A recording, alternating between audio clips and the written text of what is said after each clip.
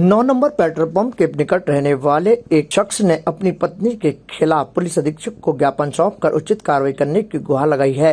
उसका आरोप है कि पहले तो पत्नी के लिए जो उसने घर दिलवाया था उसके लोन की राशि भी उसने देने के बावजूद नहीं चुकाई और उसे इधर उधर कर दिया। उसके बाद वो कहीं और गलत संगत में लग गई और इसके बाद उसे घर से बाहर निकाल दिया। उसके साथ 2 बच्चे भी हैं और दिन रात टेम्पो चलाकर अपना जीवन यापन करता आ रहा है और अब टेम्पो में ही दोनों बच्चों के साथ वो रात गुजारता है, उसी में खाता है और उसी में सोता है। उसका कहना है कि सास और साले उस मकान में रह रहे हैं जिस मकान को उसने खरीदा था, इसलिए उसने पुलिस अधीक्षक को ज्ञापन सौंपकर उचित कार्रवाई की गुहार लगाई। उसका कहना है कि यदि उसे न्याय मिले तो फिर उसे राहत प्रदान होगी। तो मेरी पत्नी और मेरी सास इन सबने मार कूट के हमारे को निकाला हुआ, ठीक है। मेरे 2 बच्चे मेरे पास रहते हैं, 2 बड़ी बड़ी बच्चियाँ उसके पास रहती है और मकान खरीद के दिया जब से उसकी माँ के कहने में चलती है और मेरी सास उधर ही रहती है। वो घर पे रहती नहीं है, ना वो हमारे पास रहती है।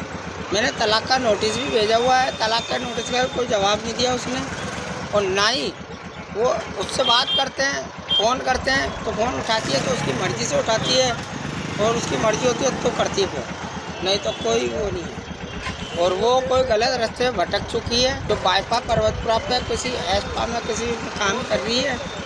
और दूसरी बात, उसकी माँ ने मेरे को ये बोला, जो मेरी सास कहलाती है, उसने ये बोला कि 12,000 रुपये महीने में मैंने खाने के काम पे किसी बंगले पे लगा रखा है।